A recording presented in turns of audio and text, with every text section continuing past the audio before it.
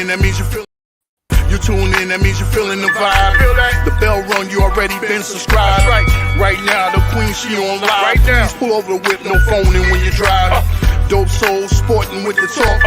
First lady from New York, Brooklyn. All my people, you rocking with the chat. Hit that. The like button would tell me where you at. You know, Step from the MBK. Born and raised up MBK. Hey, real lady when she holding it down. No matter way how you feel, she gon' greet you with a smile. Sister, you one of a kind. Yes. Oh, sister, it's time you That's shine. Dope Soul. Where you at? Where you at? Dope Soul. Where you at? Where you at? Dope Soul. What? Dope Soul. What? Your soul. Where you at? Where you at?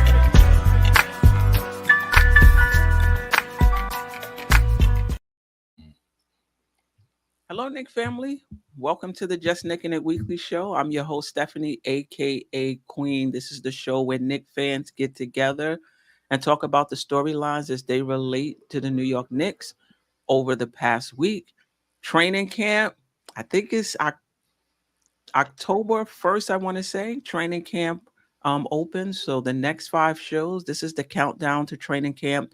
What we're going to do over the next 4 weeks is compare the Knicks roster to the rest of the rosters in the Eastern Conference, at least the rosters that I think, the top 8 teams, or who I believe are the top 8 teams. We're going to start from the bottom. We're going to move our way up. So tonight we'll talk about Orlando and Indiana, who I have Indiana 7th and Orlando 8th. I'm sure Ajay and Geoff will have something to say about that. The chat, you may have something to say about that as well.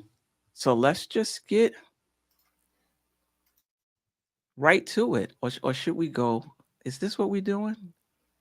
I like that. Yes. You like that? All right, hold on. I gotta fix my camera and you Ajay, like you need a booster chair, booster seat.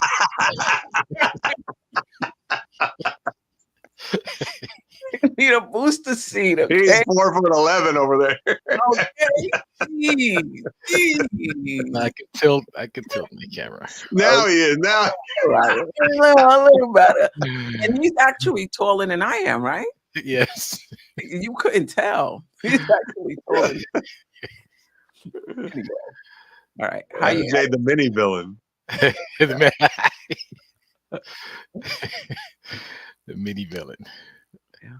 How's it going? Hey, Queen, always a pleasure to be hanging out with you, Geoff, and whoever else wants to jump on talking about the Knicks. We can't wait for this thing to start, and it's inching closer and closer and closer. So, yeah, excited to be here. Let's get this thing popping, man.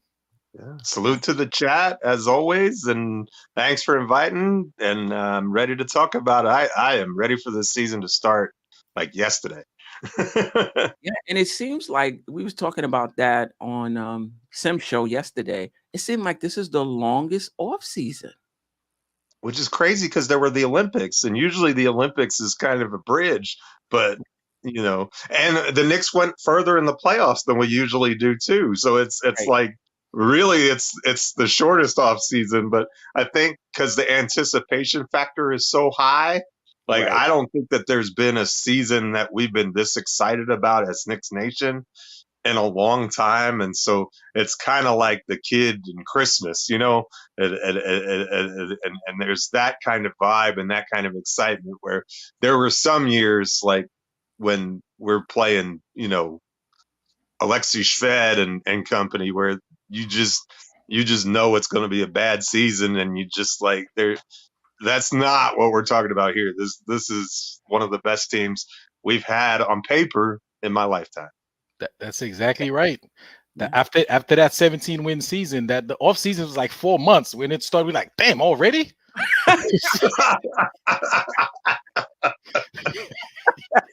We gotta do this again. Yeah, definitely. Now we can't wait, man. We can't wait to see good basketball, man. So yeah, for sure. It seems like we were talking about, somebody mentioned RJ Barrett on the show last night. I was like, who? It just seemed like such a long time since RJ Barrett played on the team, and it was just sometime last year. His last game was in December.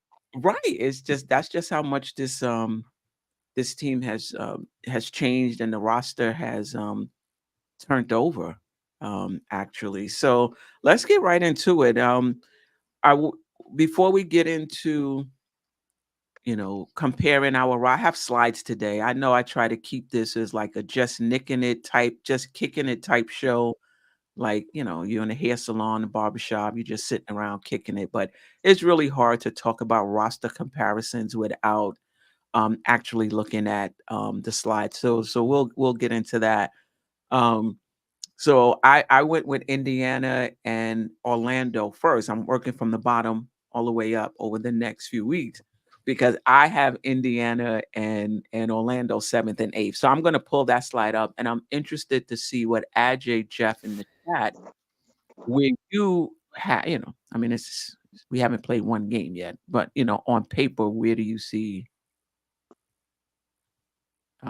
teams falling? So I have Boston number 1, New York 2, Milwaukee 3. Did I left out a K? I think I left out a K in Milwaukee Bucks. That's all right. They don't need it. Milwaukee, Milwaukee 3, Philly 4, Cleveland 5, Miami 6, and I have Indiana 7 and Orlando 8. Miami might have got a legacy spot for me, just kind of knowing, how they, how they operate and things like that. So just your thoughts on this and what changes would you make? Ajay, we'll start with you and then we'll get to Jeff in the chat. Feel free to chime in. Ajay will be keeping an eye on the chat and we'll have a segment where we'll highlight your comments. Yep. So I mean, this is it's good. It's just that the top, 2, 3, 4 to me it could be shuffled in any direction. Of course, we Knicks fans, yeah, I'm all good with the Knicks being number 2, but in reality, those 3 teams, they're going to be shuffling for that number 2, 3, and 4 spots. So and quite I don't know what Cleveland's going to do, but I don't think I think Miami's going to be a playing team this year. Listen, you can get lucky, but so many times with unknown dudes hanging out from the corner, guys you pick off the street over there in South Beach. How many times you gonna get lucky with those guys? All right, so I think Miami Heat's either gonna miss the playoffs, well, not miss the playoffs, but they're gonna be a playing team. They're gonna fall in that 7, maybe 8, 9 spot. I don't know, whatever. Yeah, I think both Indiana Pacers and Orlando will be better than Miami, and that's I don't know which one. I would probably say the Pacers would be number 6, Orlando 7, Miami 8.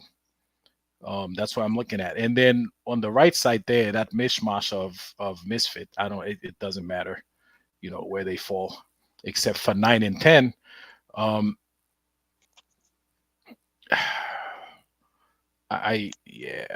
don't know. I think Brooklyn Nets would probably be further down the line there. I don't have that. I don't. Oh, that's not in order. Okay. I don't have that side in order, but I only did 1 through 8. But if I had to pick 9 to 10, like if I had to pick 2 play-in teams, it actually would be Atlanta and Chicago. You don't think the I think the Raptors would be in there. Maybe not Atlanta, but the Raptors. The Raptors have kind of stripped. They got rid of Siakam. They got rid of. They got Quickly. They got RJ. They have Scotty Barnes. Gary Trent Jr. is not there. Maybe. Yeah. Yeah. I just don't think Miami's gonna be I think Miami's gonna be a play-in team at best. Okay. At best. Yeah. Their roster is not bad though, but we'll get to them next week. Yeah, but Jimmy Butler plays half the games of the season. He's a year older.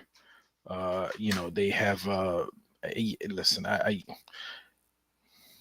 don't know. I just don't see them, being a playoff. I don't see them better than 6 teams or in the 6 better teams. Right. I hear you. Jeff? I think you've got them about right. I don't know that I would agree with the exact order, but I don't think it matters. I think if last year taught us anything, it's the fluidity from 2 through 8. I mean, there was like 3 games that separated us from Philadelphia, last year. So I kind of expect that's going to be the way that it's going to play out this year. And the number one spot may not be as locked up as it was last year either. I mean, Boston had pretty much everything go right for them last year. They weren't really touched by injuries that much. So, you know, and they're defending champs. They're going to have a target on their back. Not that they're not good; they're plenty good, but I think there's a lot of fluidity 1 through 4. Like if you told me today that the Sixers, got the top seed, it wouldn't surprise me. The Bucks are certainly capable. I think they have some defensive issues when it comes down to it in the playoffs. But as far as winning regular season games, if Dame is healthy and Giannis is healthy, that's as good a duo as there is in the league. And Cleveland is built to win a lot of regular season games, and they did win a round in the playoffs last year. So, I don't think they're to be underestimated, but I think you've got a pretty good handle on the top 8. 9 through 15, yes, it's any. I know you didn't rank those, but I think those could finish pretty much in any. I think Detroit and Washington are definitely going to be bad. I think Charlotte might be improved some. I think the Hawks may not be as good as they were last year. Chicago is forever in mediocrityville. I mean, they just live there. I don't like what they've done. I think they're going to take a step backwards. Brooklyn kind of sold off everybody, so I don't think they have a whole lot. So I would expect a lot of losing in the short term, just because I think that's the direction that they're headed. I think they're going to be in the Cooper Flag sweepstakes really hard, and why not? And so, I think that they'll be pretty terrible. And, the Raptors are an interesting test case. We'll see how those former Knicks, if they can actually, contribute to winning north of the border. That's something I'm going to be keeping my eye on, because they certainly, with Quickly and Barrett, they certainly had eye-popping stats when they switched cities, but it wasn't translating to wins for whatever reason. Maybe just that they didn't have the supporting cast that they needed, and I'm not sure they really do now. I'm not really into Scotty Barnes as a star, so I'm not necessarily buying that. And so from that standpoint, maybe they have some issues as well. But I think you got it about right. Would you be surprised? Would any of you be surprised if Orlando and Indiana finished above Cleveland and Miami? Orlando, no. Indiana, yes. Okay. No, I wouldn't be surprised. I already think they're going to finish above Miami, but I wouldn't be surprised if they finish above Cleveland. Yeah. Yeah, I don't know. I think Cleveland, they got guys who've been there. Miami have guys who's been there, and Indiana was there last year too. Some would argue because of the injuries, that helped them. But this Eastern Conference is stacked, in my opinion. Queen. So, I mentioned 2, 3, and 4, like, they're going to be shuffling for position. But, 5, Cleveland, Indiana, Orlando, they're not far behind that 2, 3, and 4. You know what I'm saying? Like, I mean, this thing could break either way. I mean, New York, Milwaukee, and Philly are clearly better teams, but depending on how the cookie crumbled this season with injuries and schedule and back-to-back and stuff like that, Cleveland, Indiana, and Orlando could be right up there too, like shuffling. It's in Miami. I said Miami's it's not that Miami's not good. It's just that the other teams I think are just slightly above them. They got good players. They got Scary Terry. They still got Kevin Love, even though he's like like 72 years old, whatever he is, but they still got their core, Yeah. you know. But I mean, they Jimmy Butler, who's their main guy, he hasn't been super healthy lately. So in that The camp, contract year though. uh, Contract year. He might get over he, 70 games this season. true. But yeah, I mean, you're right. The Eastern Conference is tough. It's tough. Yeah, when I was doing the rosters, and we'll get into it, I was like, wow, even Milwaukee made some strategic defensive additions, to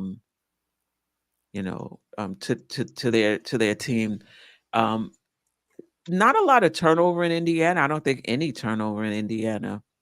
Orlando, not a lot of turnover. They did bring in Contavious Caldwell Pope, but other than that, they brought back their guys.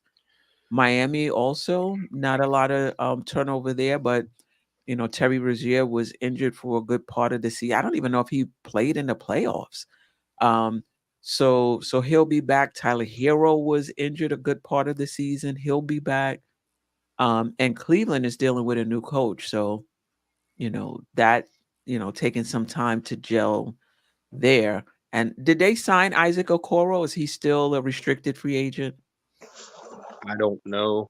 Yeah. So that To what me, the biggest issue in Cleveland is that Garland uh, and Spida don't seem to gel very well.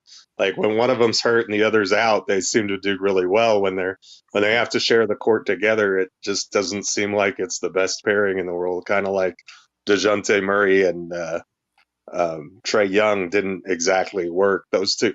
And I think in order for Cleveland to really fix, one of those guys has to move somewhere else. Not that they're not good players. I just think that they don't fit really well together. Yeah, and the same could be said for Allen and Mobley. There's a lot of Yes. talk that they play the same position, and you're not going to see the best of Mobley until you move him to that center position. He's so light though, but you know, he'll be able to definitely stretch the floor and create, more cutting lanes than Jared Allen, for sure. Yeah, I agree with you, Ajay. 2, 3, and 4, you could finish either way. Obviously, I put the Knicks at second.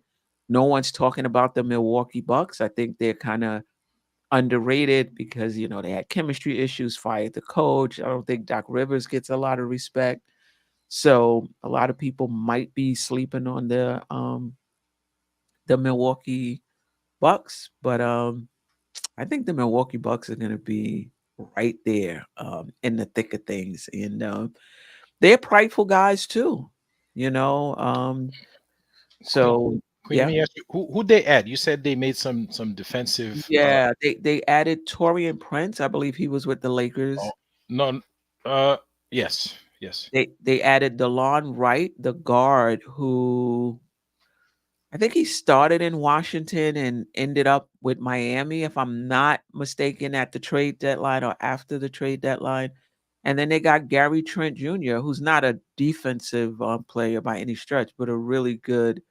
Well, he could be a streak shooter, but he's a good player, and he played for Toronto last year, so Mhm. he's with Milwaukee. So they're gonna be better. They're gonna be stronger. DeLon Wright, I love him.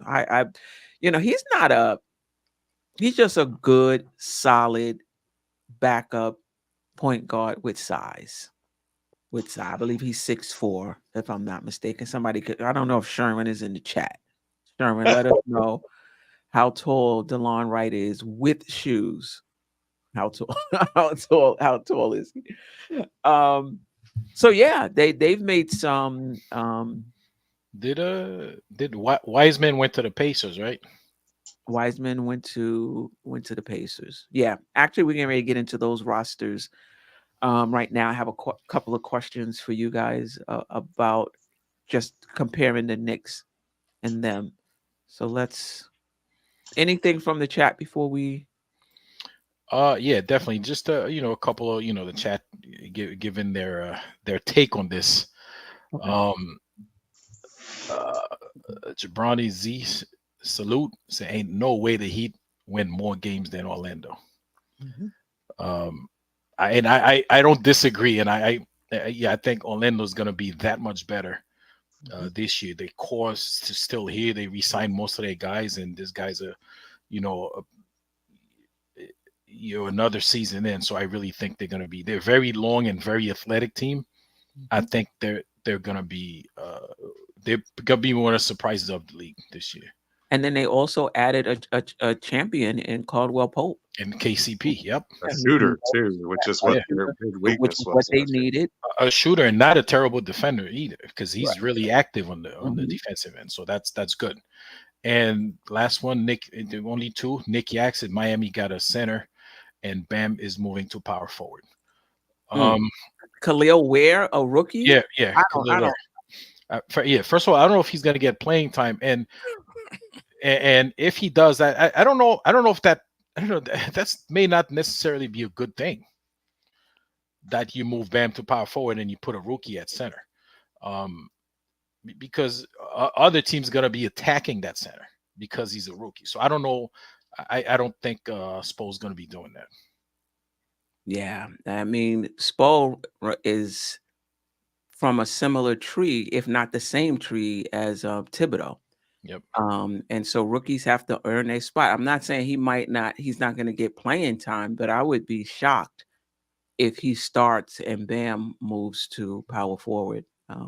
It's possible, we'll see. Yep, and that's it. We can start looking at the rosters now.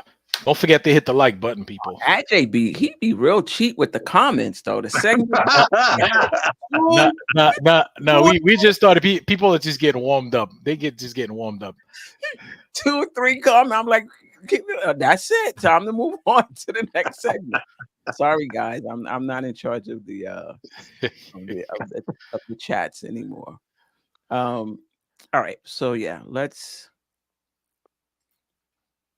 Where are we? All right. So let's start with. I had Orlando 8th, and I had Indiana 7th. So we're going from the bottom to the top. So Knicks on the left, Orlando's on the right. We're going to talk about a few things with this team. We're going to talk about the general thoughts on the opposing team's roster, which roster has the edge offensively and defensively. We're going to talk about any matchups you're looking forward to and any matchups you have concerned about. So try not to put everything in one comment. So let's just start with your general thoughts on the Orlando Magic's. Well, do we want to start with the Knicks? I think we talked about the Knicks enough, right? The Knicks roster. Do you guys have anything else you want to say about the Knicks roster? No. So are you going to keep the Knicks here and then keep changing the? Yes, the other team. Yeah. Yeah, we could compare this. Knicks versus the Magic, and then Knicks versus whatever. Okay. So just your general thoughts on the Knicks roster, if you want to add anything. We've been talking about the Knicks forever. Or any general thoughts on the Orlando Magic's roster before we get into some more in-depth questions. On the Knicks roster? Orlando. Just from looking at it, any general thoughts about the roster? Like I said, like a lot of their guys are returning guys, so they know the system. Chemistry is already there, and you throw in like a veteran like KCP, who's probably he's gonna fit. I think he's gonna fit seamlessly with those guys, because I mean he's obviously a pro. He's been in the league a long time, so it's not gonna be a problem for him to fit right in there with them. So it's a good roster. It's a good lineup. They have a good bench. They have a very good bench. Yeah. And they're young and athletic, and a lot of them, the front line, you got big guys on the front line. Listen, they're gonna be, like I said, I think they're gonna be one of the surprises this season. One of the NBA surprise teams this season. Yeah, I'm not so sure. Cole Anthony, Gary Harris, and Anthony Black. I mean, I got these the depth chart from ESPN. And a lot of times ESPN had, like, say, for example, instead of Anthony Black, they may have had Franz Wagner running with the second team. I just didn't repeat. players because I just wanted us to just get a sense of how deep the team's roster is. So I'm not sure Cole Anthony Harris and Anthony Black, all three guards, are going to run in that second unit. But if not, they're still going to be situational. They're still on the roster. So it still, makes them a stronger roster Well, team. Queen, I mean, if you look at this lineup, right? If you say this guy goes 9 deep on any given night, right? So you're looking at the 5 starters, right? Mo Wagner is going to get some time.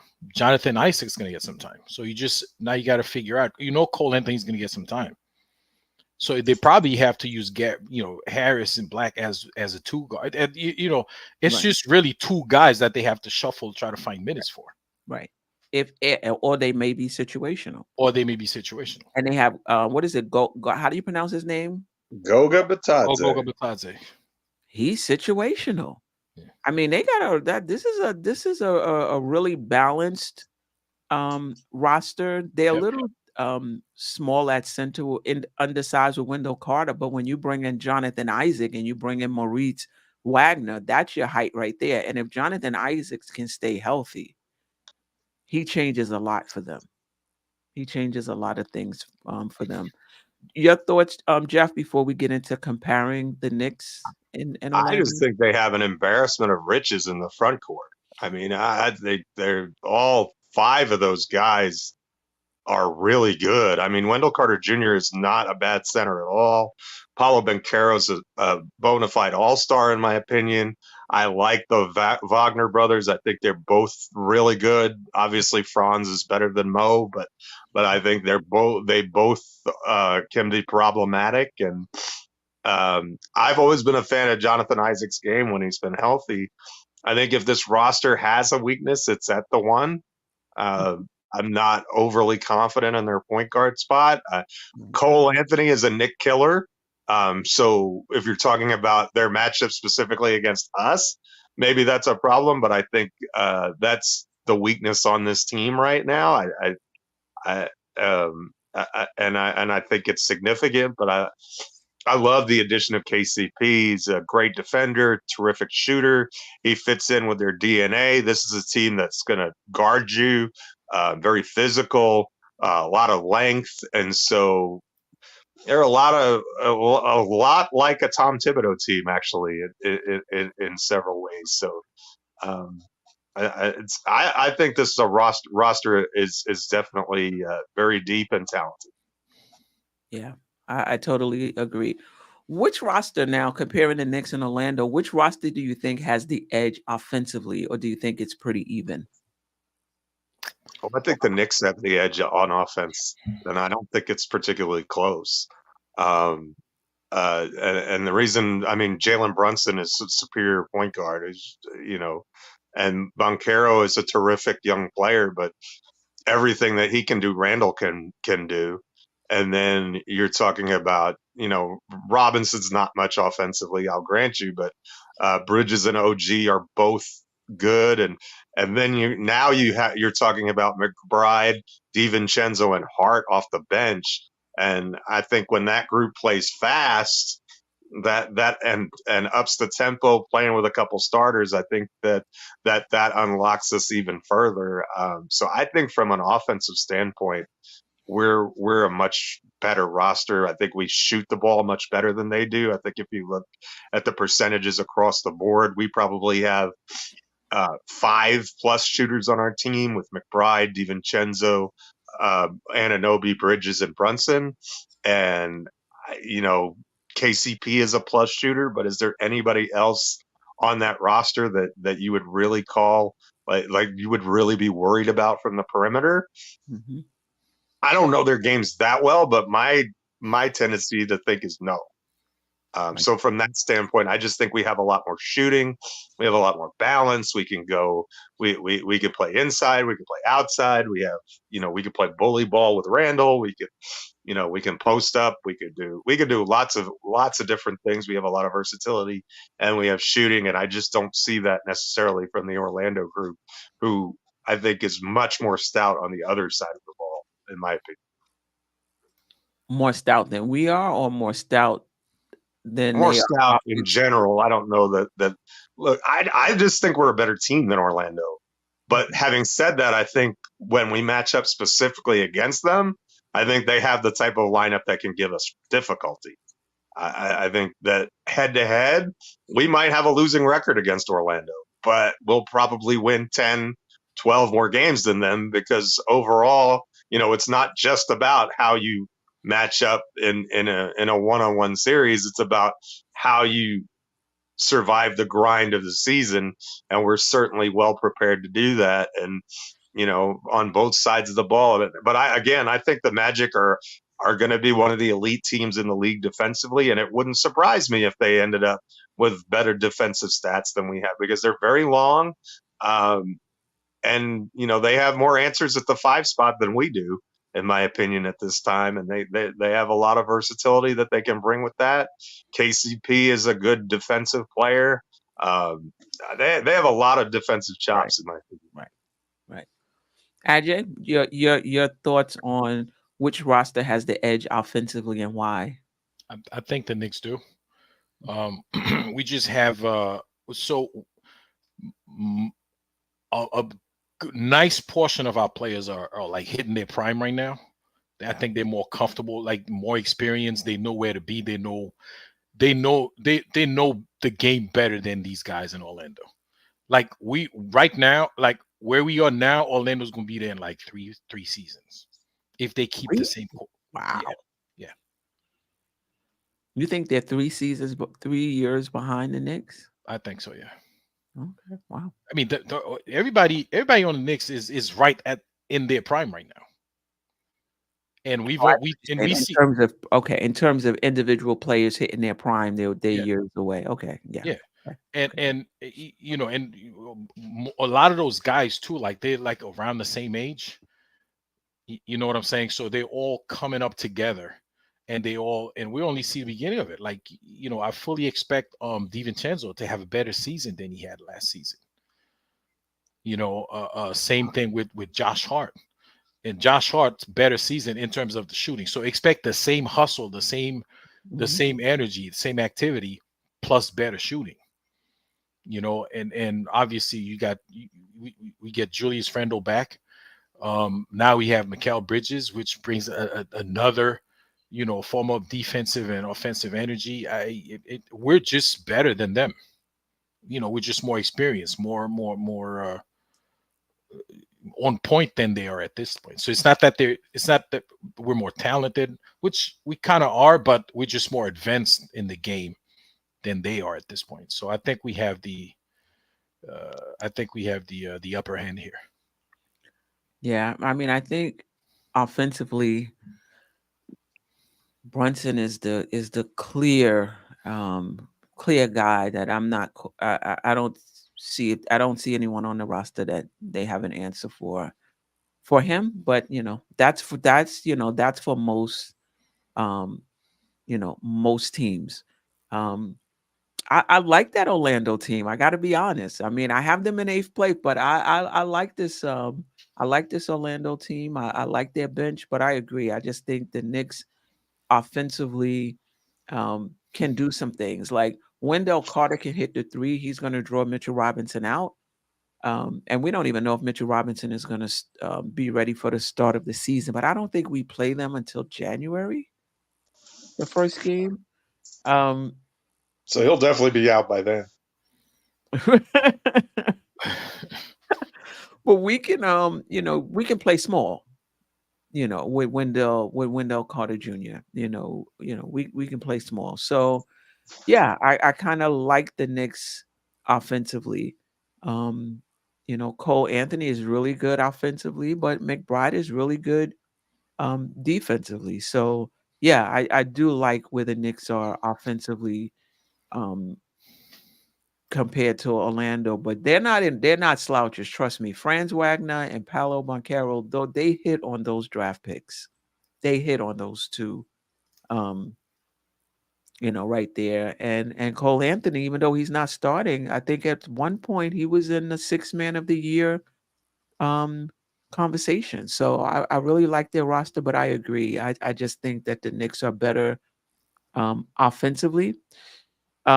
Which roster do you think has the edge defensively? I think that's going to be like a bloodbath on the defensive end. I think everybody's going to have to work for what they're going to get on both sides of the ball. But Ajay, we'll start with you. Just your thoughts defensively and how these teams match up. Like you said, it's gonna be it's a toss up. Really, it's gonna be a bloodbath. But why I will give the Knicks of course I'm gonna give the Knicks the advantage because they're mentally, in my opinion, mentally tougher. And we know, Tom Thibodeau, he has a reputation as being a defensive coach. So they go in the game with their minds on defense. Okay. And we there's no question about their mental toughness. So they will probably outlast the Orlando Magic on defense. But not to say that the like you said, it's going to be a bloodbath. It's going to be a very rough, rugged, tough game between those two teams, because I expect those two teams to be like two very, very excellent defensive teams. Yeah. I think, listen, Jalen Suggs is not going to stop Jalen Brunson, but he's not going to be a carpet. Like Jalen Brunson is going to have to work to get his. And with Julius Randle, they can elect to, go with Jonathan Isaac, a taller defender who's super long and is a really, really good defensive player. So they have options defensively in terms of matchups, and so do we. As good as Franz Wagner is, I really like him. I think he's going to have his hands full with OG Anunoby. Now, is he going to be shut down to 12 points? I don't think so. But will he have to work to get his points? Yeah, he will. The question is, OG can't play both Wagner and Banchero. So we that's gonna be an issue for us. Like, who's Randall gonna guard? Because both of them, those forwards are legit. Geoff, did you want to add anything? They just have a lot of versatility and switchability with that lineup too. I mean, that's what I noticed. I mean, you can switch on pretty much anything with that defensively. I mean, they're especially with KCP in there. He can switch 1 and 2. He can guard up a little bit. I love their switchability, and they're a carbon copy of us defensively in a lot of ways. Their coach is very much defensive minded, and they have all the tools to be an excellent defense. And so do we, but I just think that's where they're going to hang their hat, and that's where they're going to be their best. And I think from a defensive personnel standpoint, overall, like 1 through 9, 1 through 10, I think that they have more ways that they can attack you defensively than the Knicks do. Yeah. I think, Cole Anthony can be a pest.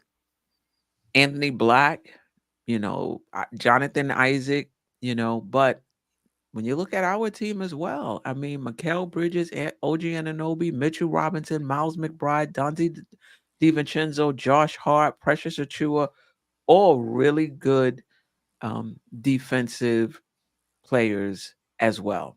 Wow, this is getting me excited about the Orlando Knicks game. I think the first game is in January. Are there any matchups you're looking forward to? Randall Banchero. Of course. That's the one I'm looking forward to. Let's see what Banchero wants to be the guy, and he carries that franchise in a lot of ways. But Randall, a lot of times when you get those matchups like with an Anthony Davis or someone like that, he sometimes takes that stuff personal, and when he's locked in and ready to go, man, that can be fun to watch. But so that's the one that stands out to me the most is just to see those two of the best power forwards in the game especially if they get a chance to go back and forth at one another, would be a lot of fun. Yeah, I would agree with that. Yeah, I agree with that too. It's gonna be a hell of a. That's gonna be a battle. Yeah, It's gonna be a for battle. sure. Yeah. And second for me would be OG and Franz Wagner. I just want to see, this is going to be OG's job, game in and game out, to play one of the best wing players on the opposing team. And Franz Wagner, in my opinion, is one of those. He's up and coming, but he's legit. And so just being able to watch OG and just see how can he impact his game. Is it going to be that Franz Wagner won't be as efficient, or will he just shut him down altogether? So I'm definitely looking forward to that. Franz Wagner is not a great defensive player, but I don't really see OG Anunoby, unless something changes, being a super assertive player on offense, unless he has to be. Like, when Tibbs was running him with that second unit, you could tell he was making a concerted effort to be aggressive. When we lost players from injury in the playoffs, he was making a concerted effort to be aggressive offensively. With Brunson and Bridges and Randall and DiVincenzo and Hart and McBride, I don't know if he's going to still come in with that assertive attitude. We shall see. But I think most of what we're going to get from OG is going to be guarding guys like Franz Wagner, getting in the passing, lanes, breakaway dunks, things like that, like a super glue guy. Remember super glue? For those who are old enough. You got one drop and then it was it. That was the thing about the super glue. Crazy Yeah. glue. Crazy glue. You got that Crazy one squirt, and then after that, it all solidified in the thing, and you didn't wasn't worth anything after that. Yeah. Well, Queen, I mean, speaking of matchups, Mikal Bridges and KCP. And those guys, they used to go at it on the West Coast when he was in Phoenix. Right. So that should be interesting as well. So yeah. Kentavious Caldwell, KCP, from my understanding, is more a shooter than a scorer, correct? That's my understanding. Yeah. But he's a good defender as well. And so, yeah, I think that's going to be real interesting. Mikal Bridges running over screens, to try to keep him from shooting. And KCP, just Mikal Bridges can do both, shoot and score. So yeah, I think that's going to be an interesting matchup as well. I think McBride and Cole Anthony, if they get matched up, Cole Anthony comes off the bench shooting, scoring, whatever you want to, shooting and scoring, whatever. Like, he comes off the bench assertive. So I think that'll be an interesting matchup to watch. And I think Jonathan Isaac and Julius Randle, because I do think he's going to get some time on Randle. I don't see Banchero guarding Randle the majority of the game and carrying the load offensively to score. So I do think Jonathan Isaac is going to get some minutes on Julius Randle. It's going to be interesting to see how Randle deals with that length. Or if he can just bully him inside. Or if he can just bully him. Because he has a strength advantage. Isaac's a terrific defender, but Randle is super strong. Yeah. For sure. Last year especially, he was getting inside of that 4-foot range and just punishing people. I'm wondering if he sees Isaac on him, if we'll see a steady diet of that. Yeah, Isaac, though, is not a thin guy. I mean, he's slim, but he's not like a toothpick. He's not a Mobley. But yeah, it's going to be interesting. Any matchups you're concerned about? Either on either side. Yeah, any matchup you're concerned about? Not overly so. Not over, but it's still always a concern with Jalen Brunson because of his size and who they put a bigger guy on him to clog his space. But I think we have enough guys to bring up the ball. I don't think that's this plan is going to work this year for all those teams who put bigger guys on Jalen Brunson. But that's always That's always a concern, very slight concern, but Right. I mean, Jalen Suggs would be the bigger guy, right? Jalen Suggs is 6'4". he's bigger than Brunson because I remember last season when we played, like he was on him like a pest, he's like a cheap suit. Yeah. And Anthony Black is probably 6'4" or above as well, if I'm not if I'm not mistaken. Yeah, they have plenty of size, but I think Mikal Bridges makes a difference there too because he's a little bit more dynamic as an offensive player than DiVincenzo. DiVincenzo, excuse me, is certainly the better 3-point shooter, but Bridges can attack a defense in a lot more ways, and and I think that allows him to be a hub where maybe Jalen gets to play off the ball some, and not have to work as hard. Maybe work around some screens. Or Bridges does a lot of things for us on both ends of the floor where he can. He opens up new dimensions for us because defensively, he and OG are going to make each other's jobs so much easier because Bridges can take the best perimeter player and kind of be a shutdown, and that allows OG to kind of roam a little bit more. Or in this case, in Orlando, where you don't really have that elite perimeter guy, maybe Mikal is helping out with Wagner and playing up a little bit, and then you're playing Brunson and Randall on guys who are more catch and shoot players. I don't know, but I could definitely see that happening. Yeah. Yeah, I don't know if I have any matchup I'm concerned about. But to your point, Jeff, with Mikal Bridges, he also can handle the ball, and I think a little better, in my opinion, than DiVincenzo. I haven't seen Mikal Bridges game in and game out, but it looks like he's a better ball handler than DiVincenzo. I'll know by the 20th game in. And having someone like that next to Brunson is going to be key. I think he got a lot of double teams and things like that because, again, they didn't want to put the ball. Tibbs didn't seem like he wanted the ball in anybody else's hands. Now, you double Brunson, he passes it to Mikal. I'm hoping Mikal can bring it up and initiate the offense. It just makes that backcourt much more, to your point, dynamic than Brunson and he was the number one option in Brooklyn. I mean, he was tasked with doing that game in and game out.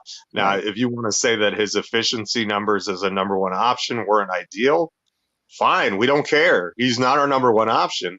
That Right. doesn't take away the fact that he can do those things. And in fact, it actually makes it easier for him to do those things because he's not getting the premier defender because you can't. I mean, you still have Jalen Brunson to worry about. You still have Julius Randle to worry about. So really, he's getting the third best defender. And so, I think to me, I think Bridges has the potential to really be deadly for this offense. Yeah. I just have a quick question. Who's guarding? This is a concern matchup. Both of their forwards, like really trying to make it difficult for both of them and keep Randall in the game because we need him in the game. Randall and Banchero, I don't think that's a great matchup for Randall. I don't think that's a great matchup for Banchero as well. But as I spoke in the beginning, maybe moving Randall to 5 with Wendell, with with Banchero. But Mikal Bridges, I think he's kind of light to guard Wagner. Wagner's what, 6'10"?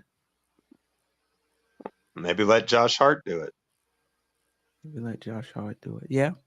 I mean, if you're going to play Randall at the 5, Hart has guarded power forwards all last year. We know he can do it. maybe not ideal, but if that's the direction that you want to go and that's your concern, I think Josh Hart would hold his own. And I think that's a workable plan for sure. Yeah. Yeah.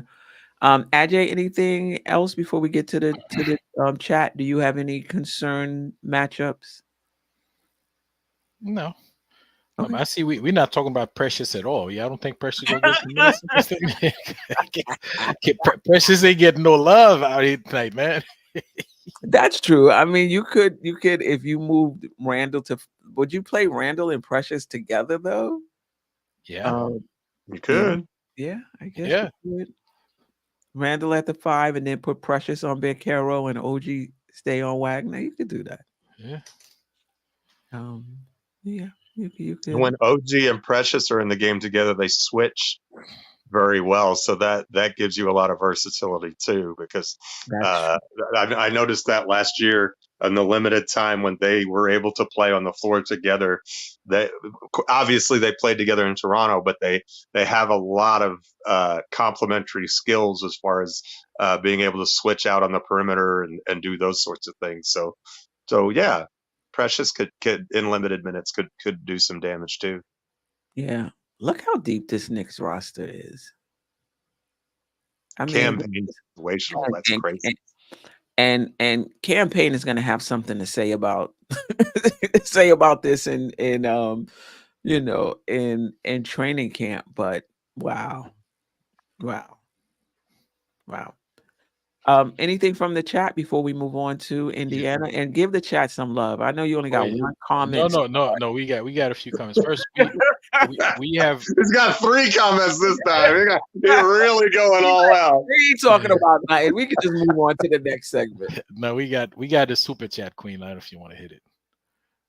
Oh, Gail Barry, appreciate you. Thank you for the super chat. Great show, guys. This is going to be a great year.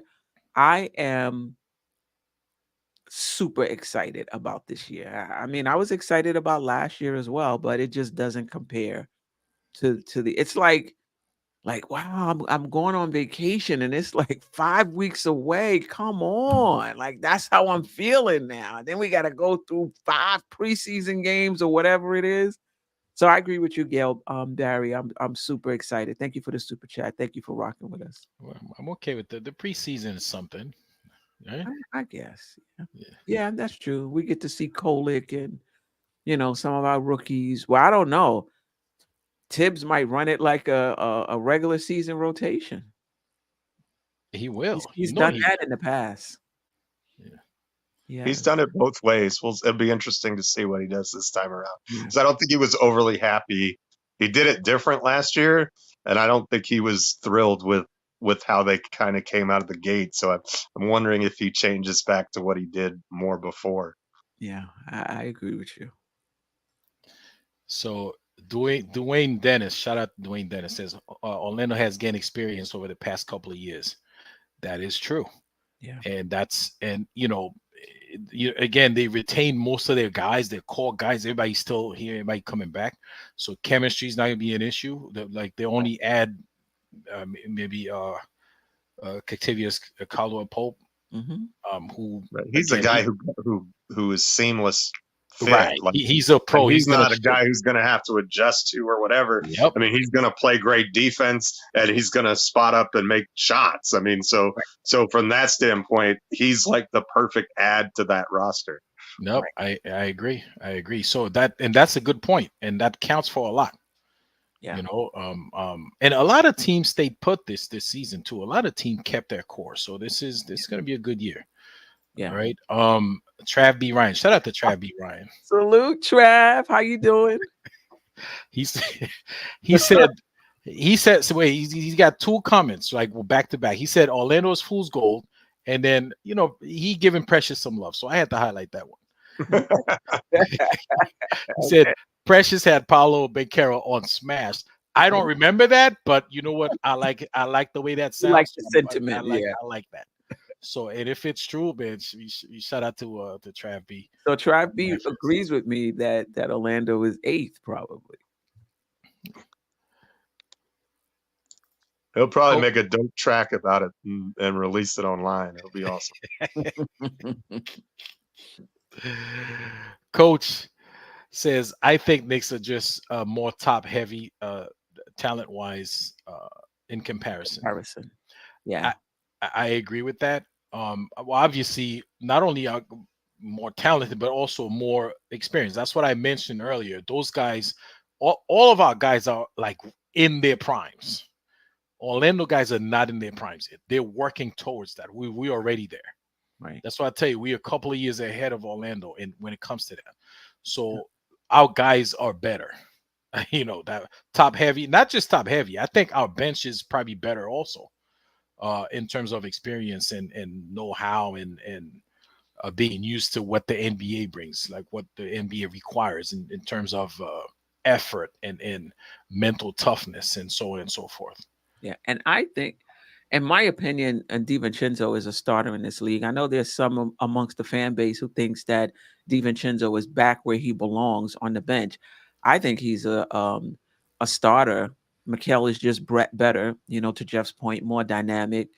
I think will probably help us more with his abilities in that starting lineup. But DiVincenzo is a starter. You have a starter coming off the bench. And Josh Hart has started numerous years in this league as well.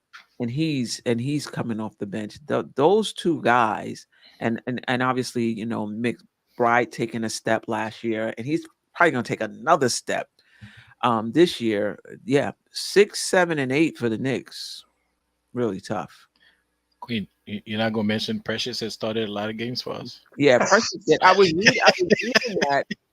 I was reading that this year. So he actually started. No, I'm gonna give Precious some love.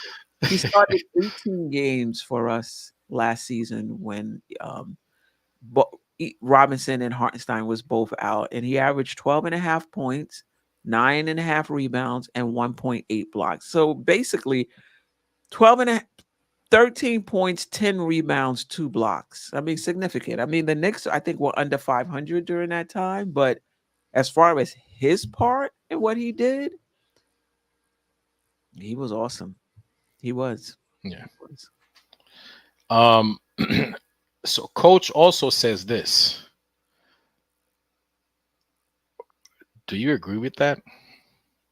They have one player in their starting lineup that would start if we combine teams.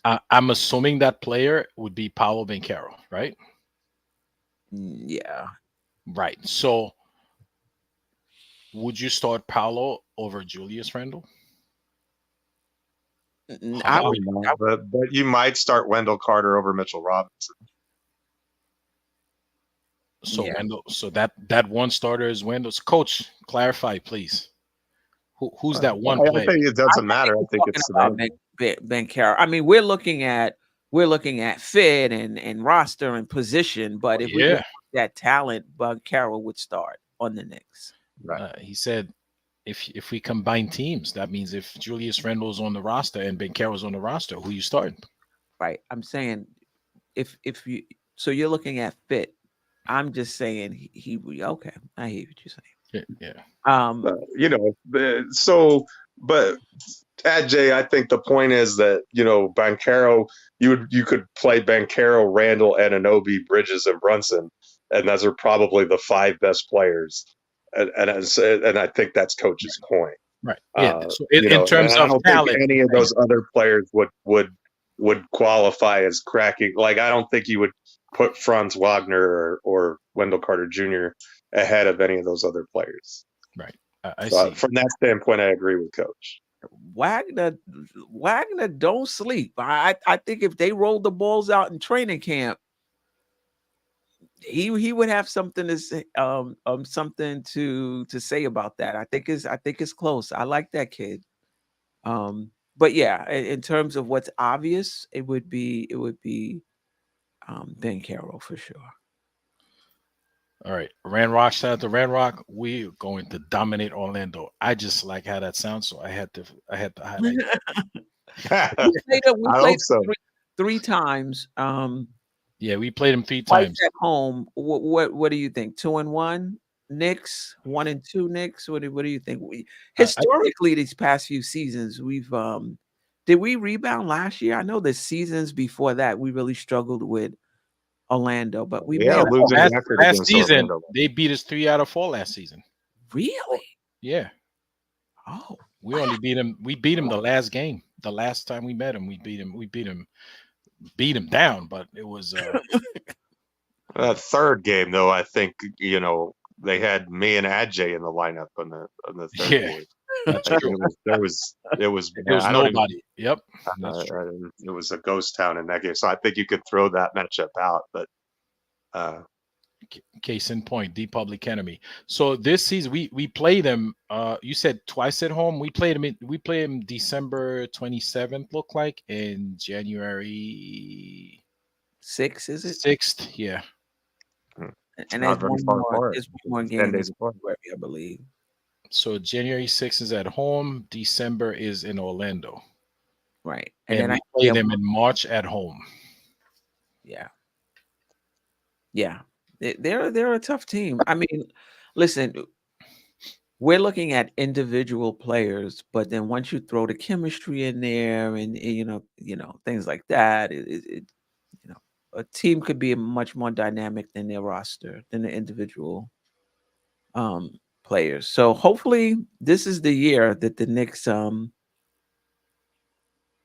get off the snide when it comes to We Orlando. sweep the Magic this year. That's a good sign. Let's just put it that way.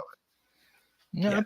I think they'll And probably. we got Bridges this we'll go time 2-0. around. We got Anunoby this time around, Yeah.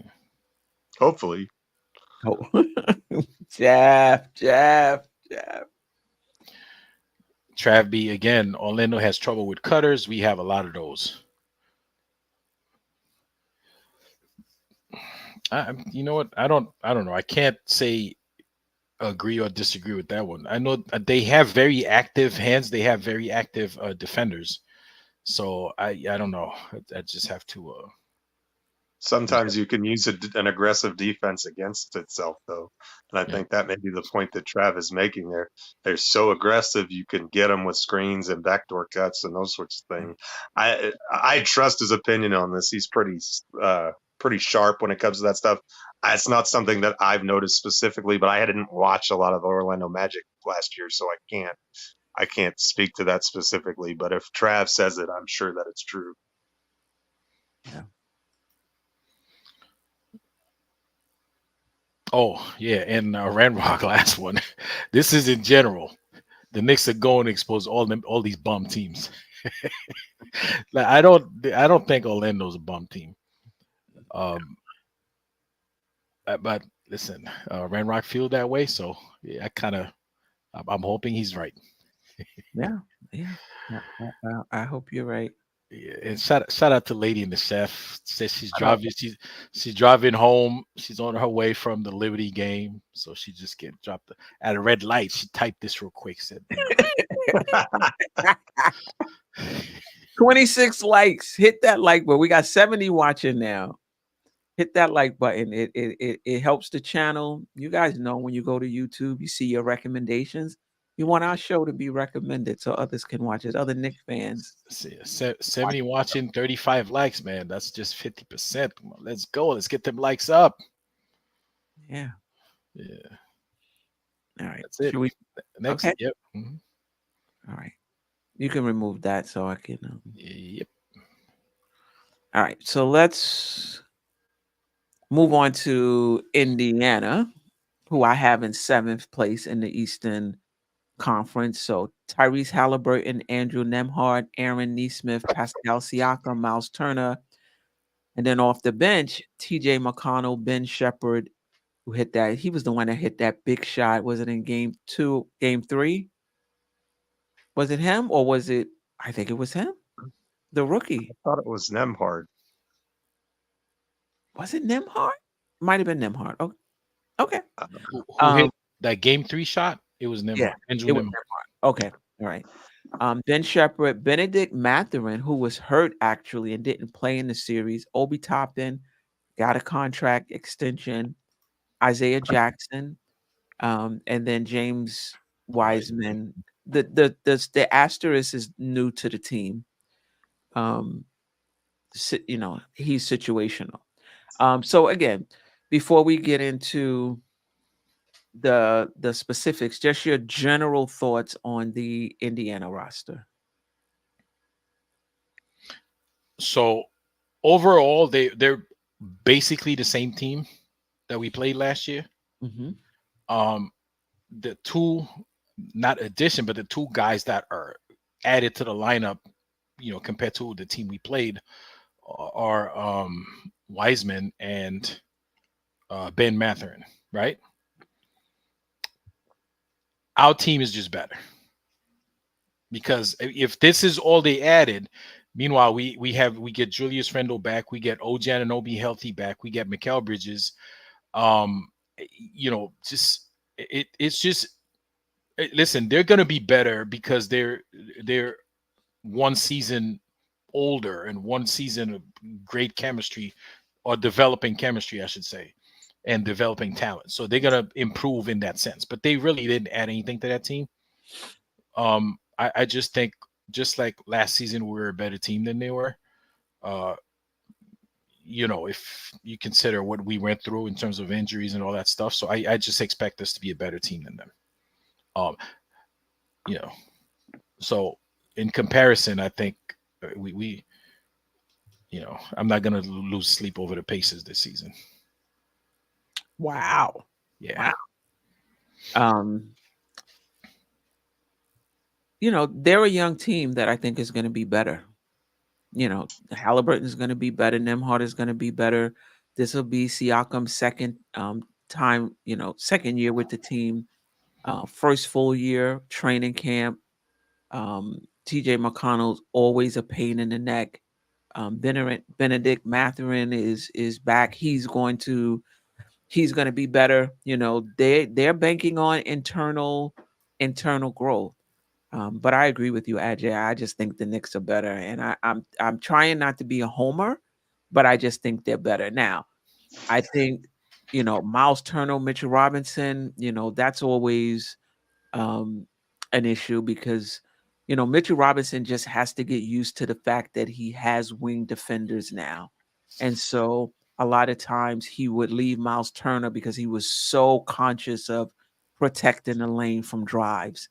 And hopefully he can relax now when he comes back, having Mikal and OG, so he doesn't have to feel like he has to, keep a foot in the key. Hopefully he can get, out of that habit. But push comes to shove, and this is on Thibodeau. We've talked about this. Push come to shove, they can go small. Geoff, give me 1 second. I just think we're better equipped, I should say, to deal with the Pacers this year. I mean, Mikal Bridges can guard Tyrese Halliburton on the perimeter. That helps save Jalen Brunson. Mikal Bridges is a threat offensively. That helps Jalen Brunson out also. I think you can put Brunson on Nembhard, and he can kind of rest, and just stick with them, not really have to work that hard, because Nembhard's not the type of player who's gonna crush you. I think that Siakam gave us all kinds of problems last year, to be sure, but he didn't have to deal with Julius Randle on the other end of the floor. It's one thing when you're not having to guard a great offensive player on one end to be able to put up stats on the other. Siakam isn't a 1A star in my opinion. Randle is a better player in my estimation, and if you want to say that Turner is a better center than Mitchell Robinson, fine. I don't think it tilts the matchup one way or the other. The one matchup that you're worried about with the Pacers is TJ McConnell, because he's like Knick killer number one. But other than that, I think the Knicks are superior at every position.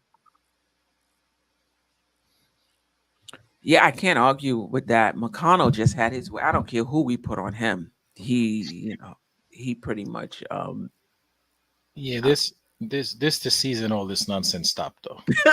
Stop to that. Okay. Put a stop to that TJ nonsense this season. Yeah. I hope. The Knicks are just a really good. This is Yeah. on paper, a really good offensive and defensive team. We were top 10 offense and defensive last season, I believe. Offensive and defensive rating. I don't see that changing this year. I think we're going to be um, even better. And listen, everybody on the Knicks don't have to be a two-way player, but we got enough of them. So I'm super excited about that. Which roster has the edge offensively, and why? And I don't want to sleep offensively on Tyrese Halliburton being a pass first point guard and how he just makes others better by just kind of setting them up and giving them easy looks. They were one of the best offensive teams in the league last season, if I'm not mistaken. Defense is another story, but on offense, they run, they gun, they don't slow down. They shoot. I want to say they shoot early in the shot clock, but I don't have that. I don't have those stats in front of me. But this is a really good offensive team. Jeff, your thoughts on them offensively? Yeah, Versus they're fantastic on offense. They really are. Well, we saw it Game 7 firsthand. They hit everything that they could have kicked the ball in. I mean, that's just the caliber of shooting that they have. And yes, they're very good offensive lineup, but even there, I think that Nesmith and Nembhard are not going to strike fear in the hearts of anybody on the wing.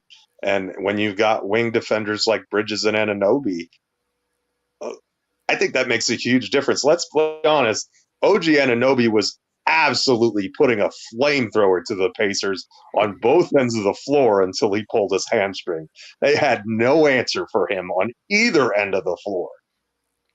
And so if you're just getting him back, that Knicks team wins that series. But if you're adding that plus Mitchell Robinson, a healthy Mitchell Robinson plus a healthy Julius Randle, and now you've added another elite wing defender in Mikal Bridges.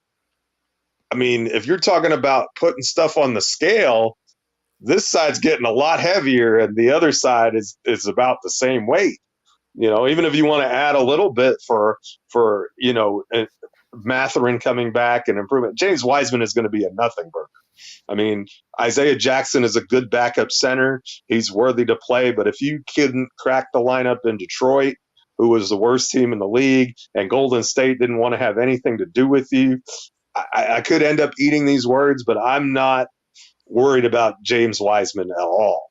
But he's situational anyway, so he's situational anyway. But I'm just saying that so basically you haven't really added that much weight to the scales for the Pacers, and the Knicks have a lot of thunder coming back, and that series went 7 games and we didn't have all of our players.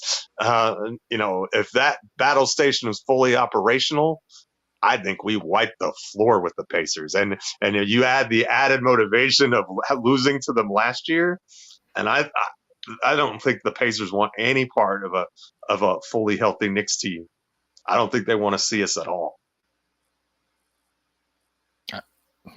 I agree.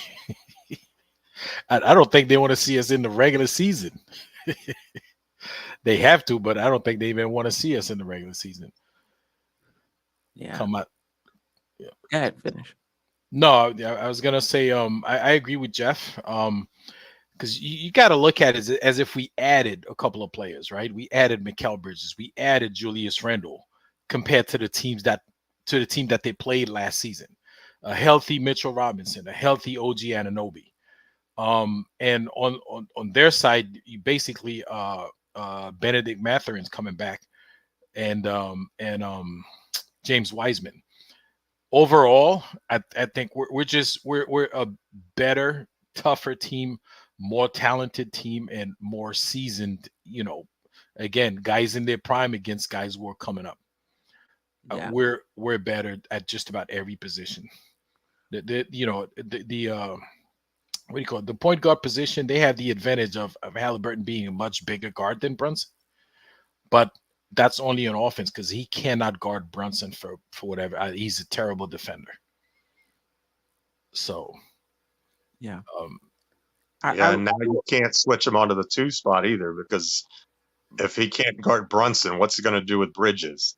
I mean, he's not going to be able to guard either. Right. Remember, that was a luxury that they had last year. with Was they Neesmith. switched that, you Right. know, and they're not. That's not something they're going to be able to do this year. So that's problematic for them. Yeah. I still think their offense is going to be really, really good.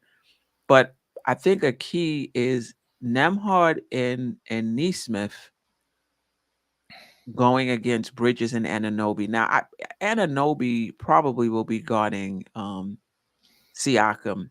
I'm not sure. I'm not. It's going to be interesting to see how Tibbs deploys Julius Randle, like who Julius Randle matches up with. But if it stays like this, Nemhard and Neesmith, I can see Mikal Bridges and OG Anunoby taking them out the game. Now, I wouldn't say this with Tatum and Brown, Franz Wagner and Boncaro, but with Nemhard and Neesmith, I really think Bridges and Anunoby can take them out of the game. However, you're going to need one of them on Siakam, probably OG. I just don't think you want Randall to carry the load on offense and then be tasked with defending Siakam. But what a perfect opponent to go small. You play Julius Randle at the 5, either put Dante DiVincenzo or Josh Hart, even Deuce McBride into the starting lineup, any one of those 3 guys. Mm-hmm. And then you can put OG on Siakam. You can have Naismith and Nemhard guarded by Bridges, or actually, rather, I would say by Brunson and DiVincenzo or Brunson and Hart. And then you can put Bridges on Halliburton. Right. And this is why, and it's good that we're going through, for those who have concerns about the small ball, and we're going to see this because we're going to go through not every team, but we're going to go through at least who I think will be the best teams. The best teams in the Eastern Conference. And when you do the roster comparison, you're going to see at that center position, 2 already undersized centers who can hit the 3 and pull your center out. Those are the two teams that's just perfect to go with a small ball lineup. And if you don't, you may find yourself at a disadvantage. Not that you can't win the game, don't get me wrong, but making it harder than it needs to be. Wendell Carter, Miles Turner, and we'll go down the line with Bam and KP when he's healthy. Other than Embiid in this Eastern Conference, I don't know how many centers you really have to be worried about. Jared Allen is a big center as well, but he's not offensive. He's not offensive minded. What about defense? I already know the answer to this, but just your thoughts on which roster has the edge defensively? I think that's the biggest difference in the matchup is Mikal Bridges gives us so much more defensive versatility, and it's perfect for a lineup. And especially as the point that you made, that's the perfect team to go small against. We've got McBride, we've got DiVincenzo, we've got Hart. Any one of them, you slide Julius Randle up against Miles Turner. I think that's a workable solution. OG and Pascal is a good matchup. I'm not saying Pascal's not going to get some points out of it. He will, but that's going to make Pascal work for sure. More so, I think, than Julius would. And then I think Brunson can cover Nemhard, and then you can put Bridges on Halliburton and whoever's left, whatever starter you choose to put in the game on the other one. And I think from a defensive standpoint, that I mean, you're never going to shut down the Pacers completely. They can shoot the ball. And when you can shoot the ball the way that they can shoot the ball, you're still going to score points. But when it gets to crunch time, and that's where I think it's going to be most vital. When you get to those possessions where it slows down a little bit, or gets a little bit tougher in there, when everybody's grinding just a little bit harder, that's the place where I think we can get to a level where they can't. And if it's Josh Hart, who's the other guy in the game, I think that you also maintain that rebounding element. And if you can control the glass on the Pacers, that means that they can't get out and run and get those easy buckets. And if you can limit those transition opportunities, and they have to create those shots in the half court, and you have Bridges giving Halliburton a hard time, I actually think that this Pacers team has a tough time scoring against the Knicks, believe it or not. Yeah, just On paper. the versatility, the positional versatility on defense really make it hard for them. Ajay? Yeah, I agree with that. And then if not if, but when we get in the chemistry and the team defense, settles, it's going to be even tougher for these guys, not just individual defense, but it's going to take a few games in the season for those guys to know where to be defensively, on the movement, to guard the other team's movement.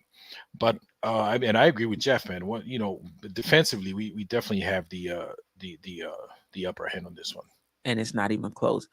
And when we go small ball, Julius Randle can play the 5 on offense, right? And so Miles Turner would probably be guarding him. But then on defense, you put OG Anunoby on Miles Turner, and then that's gonna be who are you putting Randall on? Are you putting him on Miles or Siakam? Put him on Miles. Put him on Miles. And all you have to do is make sure he doesn't get the wide open corner 3. I don't think he's gonna. Right. I don't think he's athletic enough to bully him out there. If he's gonna play on the perimeter, fine. We can send him out there, and I think that's actually an easy cover for Randall, and he'll actually get to rest a little bit on defense, which is what he likes to do anyway. Yeah.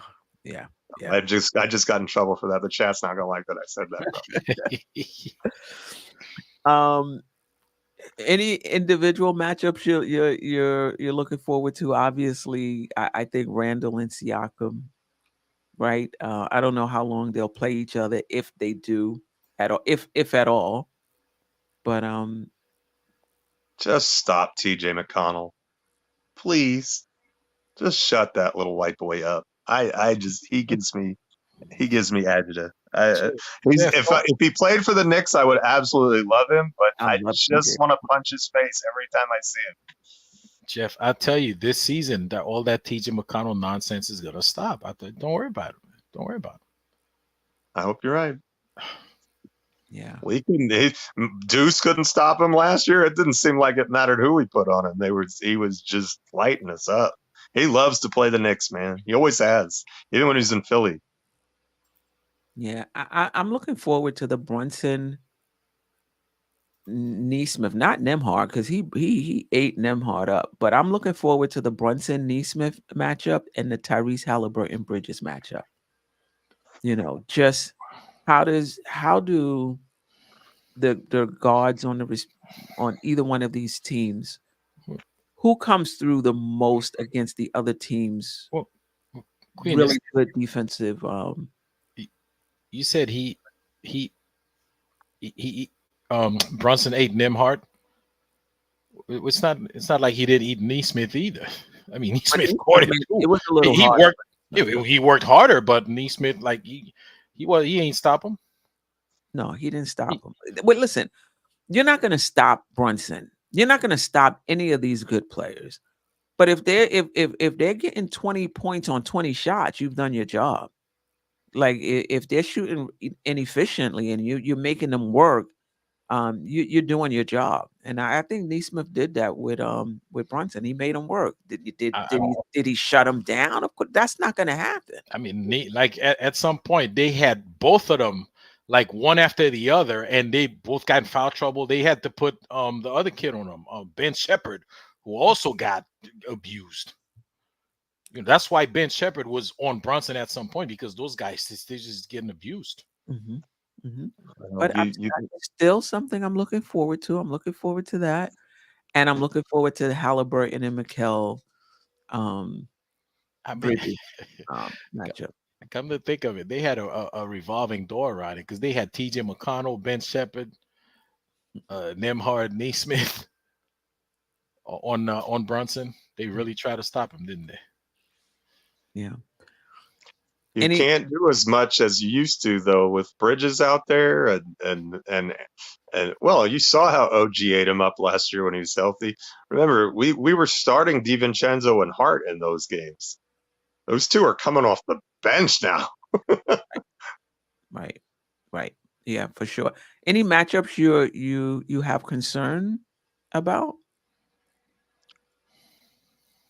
Isaiah Jackson is kind of a concern off the bench. He's a good he did a good job against us last year. I thought he was a productive player in limited minutes. So Precious gonna have to step up and take him out of the game. Yeah, I'm concerned about the Miles Turner, Mitchell Robinson. Yes, me too. Matchup. And not because that. Oh, sorry, not because Mitch can check him, but because the way he plays, Miles Turner, because he likes to play outside a lot, and Mitch like kind of really, his mindset, he's got to be a rim protector. But his defensive responsibilities can change now too. Yeah, and scheme it differently than I agree with you. Listen, it's concerning, but if I remember correctly, there's been a couple of games where Miles Turner has beaten the crap out of us, and I don't even know if Mitch Robinson played those games. But historically, he hasn't had great games against Mitchell Robinson. I don't. That's not what I remember. I remember him going to town on the 3-point line because those are those couple of games. I remember one game he had like 27 points, something crazy. But I don't even remember if Mitch actually played that game. But I don't know that you can use those past performances as a gauge because the Knicks are not as reliant on Robinson to be the paint. In other words, he was having to cover for three guys. RJ Barrett was a safety cone on defense, and so he was having to do a lot more things. Now you can just tell Mitch, get out there on him. If he's out there on him on the 3-point line, Miles Turner's not even going to be able to get a shot off out there if Robinson is guarding him and out there on him. And when you have perimeter defenders like wings, OG and Bridges, you can do that. So I think, and maybe I'm completely wrong. And if I'm wrong, I'll admit it. I always do. I've been wrong before. I'll be wrong again. I promise you. But I just think the calculus of the whole situation changes when you have elite wing defenders and you don't have to constantly be worried about, protecting the paint. I agree with you, Geoff, but it's a habit. So it becomes that. Can he change the habit? I agree with you. He doesn't have to. He can go out with Miles Turner. Now, Miles Turner can't put the ball on the floor. He's not he's not great at it. So when he does go out there, it's not like he's a cone. Like you got to go out there and you smothering him, and Miles Turner is not gonna, can't put the ball on the floor. He can put it on the floor a little bit, but I agree with you.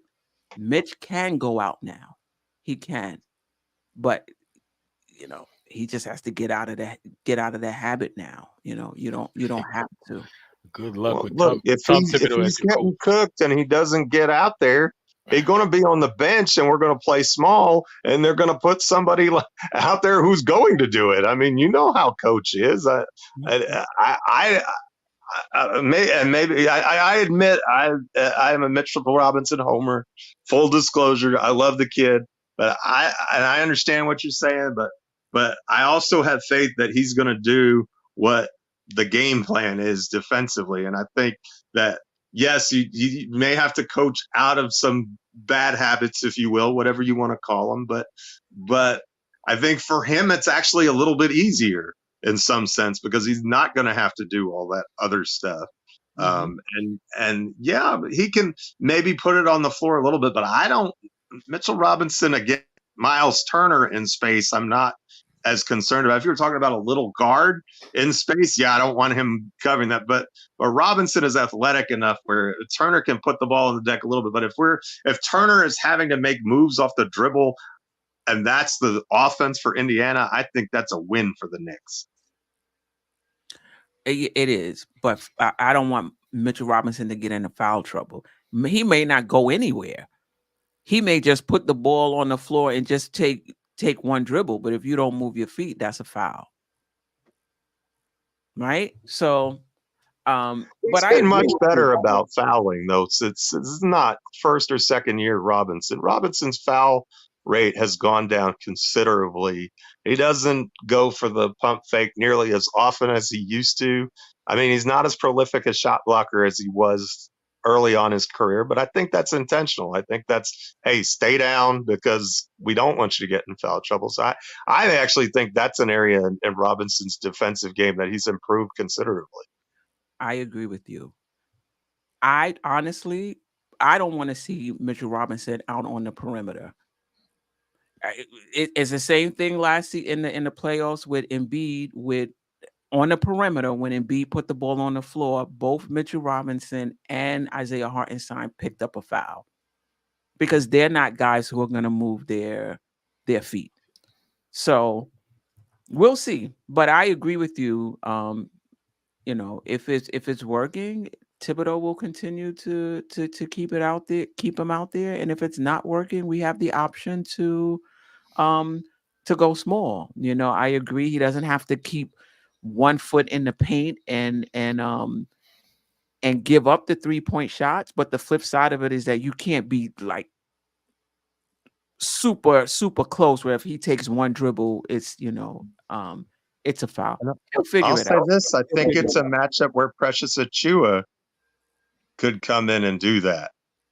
You know what I mean? In other words, if Robinson's getting torched, I think that's a situation where you can put Precious. If Precious Achua's got decent size, he can go out to the perimeter. He's not going to get beat off the dribble. He can guard 4s and 5s. And so he has that positional versatility. He's good on the screen and switching on the screen and roll, especially if he's playing next side OG Anunoby. So again, I just think that the Knicks have a lot more solutions than they did just because Mikal Bridges is such a upgrade defensively. Yeah, because when you think about it, in terms of who you can put on an offensive player on the other team, Mikal Bridges, Anunoby, McBride, DiVincenzo, Hart, Precious. That's a lot of players at your disposal in the wing and in the backcourt that you can put on. I mean, in the wing and in the front court that you can put on an opposing player who may be getting hot. It's not like you look to the bench and you're like, we got the same type of players down here. Now you can look at the bench and be like, well, who do we need?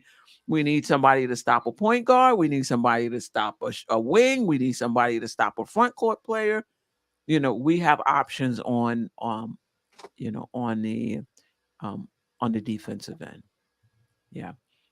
Andy, so we played them 3 times this season. 2 of them, though, will be at Indiana. Just your thoughts on the season series. Did we win the series last year? I don't know that we'll see necessarily because I think that's difficult to do, but I think the Knicks. I think these are going to be games that the Knicks are going to be up for. I think there's going to be that because they knocked us out of the playoffs last year. There's going to be that extra motivation, and when you get a well-prepared team that's highly motivated and is more talented, I think that's a good formula to get wins. Yeah, I don't think they stand a chance in the home opener.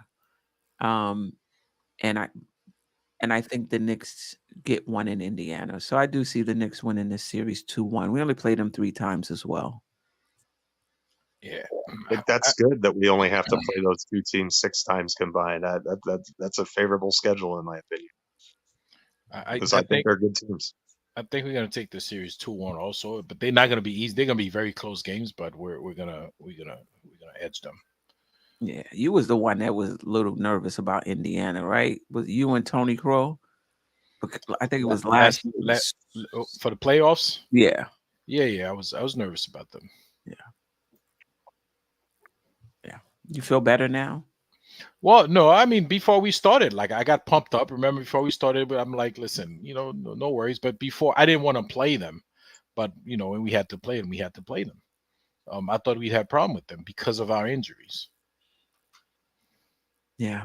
So yeah, 2-1. Any oh, let's get to the chat before we move to the last segment. Yes. So um shout out to Nick Yak. Says Mitch never got burnt by Turner. Okay.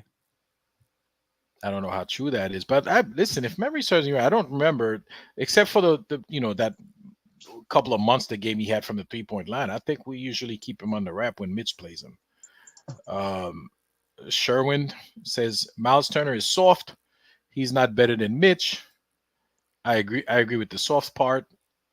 Well, he's a better scorer than Mitch. Like he could put up some points. He's better. Yeah. This is the thing with the Mitch fans.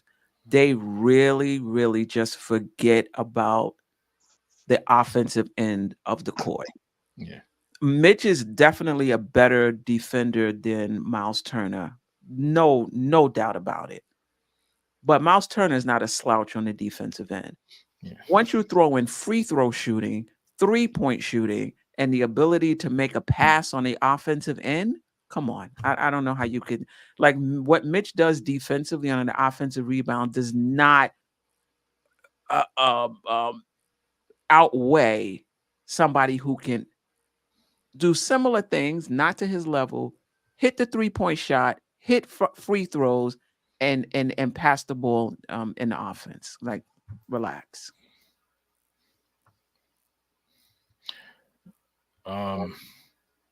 Parish Dogger. Shout out to Parish Dogger. OB is way better than Precious. Give me a break. But OB is softer though. And I don't know that OB's a better defensive player than Precious. He's not. And OB could definitely put up some more points than Precious, but that's just about it. He can. All right. Nick Yak. Shout out to Nick Yak. Turner looks good. Turner looked good last playoff because we didn't have Mitch, and they just abused Hartenstein in the paint. 65 points in the last 2 games. Okay. I don't know if the numbers are right, but that sounds about right. And if that's the case, then he's right.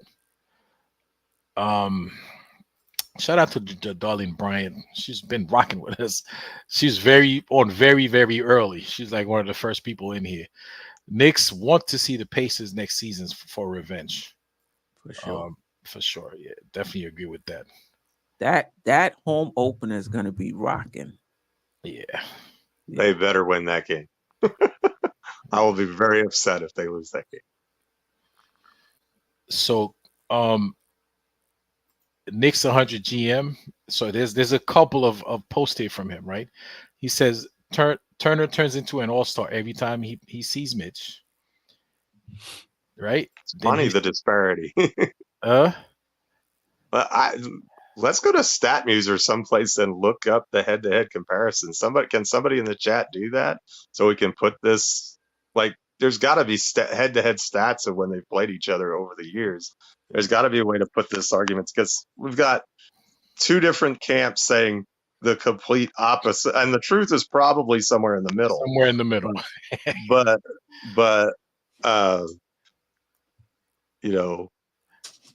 people are remembering things exactly how they want to. Yeah, and then Knicks 100 the GM says James Wiseman with Halliburton. Oh man, so he's really nervous. Like, we want to see the Pacers. This guy don't want to see the Pacers. I don't think Knicks 100 a GM wants to see the Pacers because he's like really, really nervous about them. Listen, I look at the rosters. Like I said, it's gonna be the season. We're gonna take 2 games. They're gonna take 1. They're gonna be very close game. They're gonna be very hard fought game. But I think we'll prevail 2 of those games. 2 of those games we're gonna win. We have a better team. We do. You know, we do. Last but not least, can we please give Huck Porty some love, because Nick Yak has been going on and on and on about Huck Porty, not just tonight but every show. So can we please say something about the rookie for him? Shout out to the rookie. Shout out to Nick Yak. I don't think he's gonna get too many minutes, Nick Yak. I'm sorry. I just don't see it. And Queen, if I'm not mistaken, he wasn't even on your.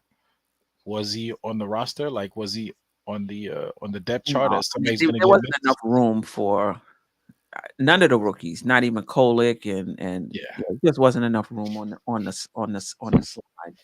But Was Huckworthy is on a two-way contract. I mean, that's a on a on a team with championship aspirations. He's not gonna get. For somebody to come from a two-way contract to playing meaningful minutes, that's a really huge jump. Usually, if you're trying to win a championship, you're really trying to go with experienced guys because you're not developing at this point, right? So we'll see. I would put a lot of money on the fact, down on it, that he won't see it. He's not gonna get a lot of minutes. No, no, I'm not sure if Robinson was hurt and out that he would get to see court time, to be honest with you.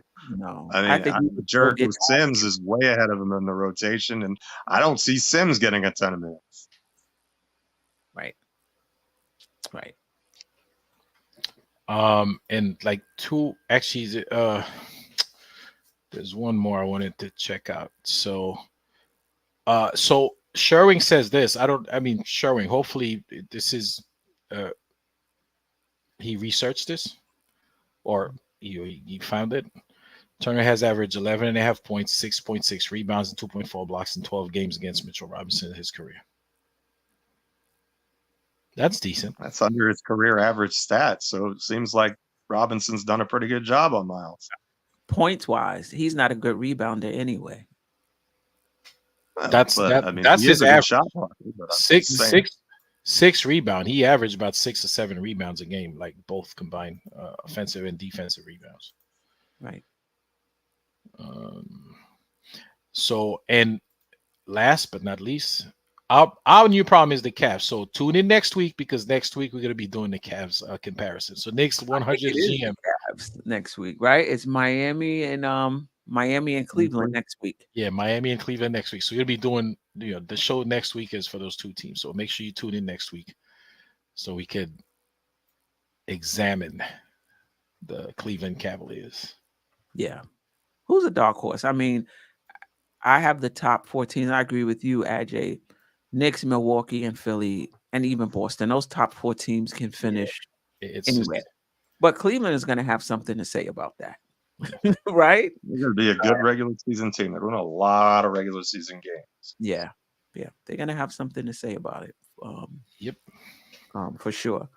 That's pretty much all I have. I just wanted to get you guys thoughts on the Jalen Duren rumors. At this point,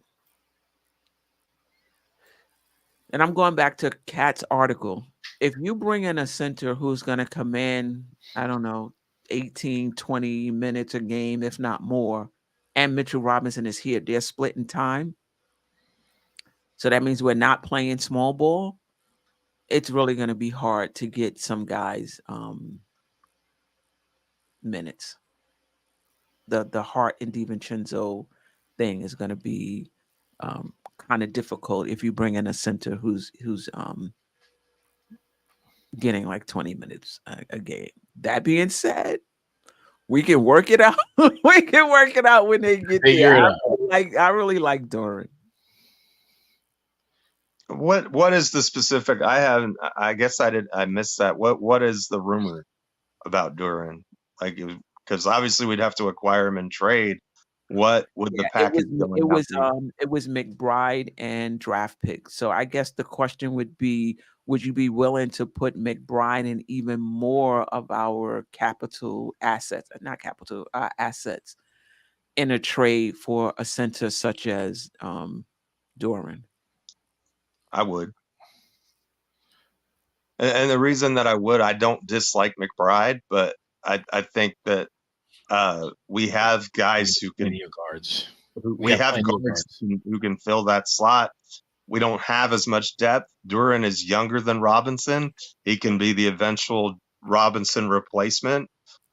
He's on a good contract, and so it's good value. Um, so if that is, I don't really see why Detroit does that.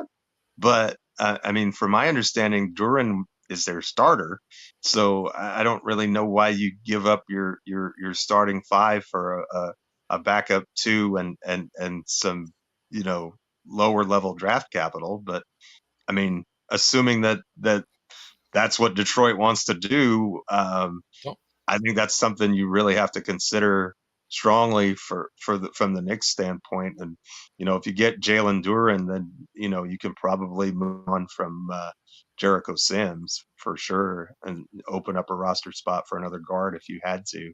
But we have Campaign also, so I think Campaign could be your backup one, and maybe that frees up time for Tyler Kolek if he shines too. So I think from a versatility standpoint, it makes a lot of sense. And from an injury standpoint, it makes a lot of sense. I mean, if you're figuring that Mitchell Robinson is going to miss, I don't know, 30 games, I'm just picking a number, but let's say it's 30 games, it'd be nice to have a guy like Duran who is going to, give you similar production, in my opinion. I don't know that he's quite the defensive player, but he's a good rebounder. He's a good shot blocker. He has a lot of potential. Um, you know, is he ideal for a team that's ring chasing at this point? I'm not sure. He's still pretty raw, but um, I would put him in a similar category as Walker Kessler. Um, as far as the type of player that he is, the talent that he is, I think he's got a good value contract as well. What I'll say, for what he can bring to the table, and I think you can trust him to play solid minutes at the five and do a good job. So, I don't have a problem with that. I don't think that's the move that we're going to make until the trade deadline, if we do, because I think that they're going to work as hard as they can to try and make it work the way it is, so that, as you said, they can get those minutes, extra few minutes for DiVincenzo, those extra few minutes for Hart. And I think they're going to try and steal those minutes and survive with it and see if it works.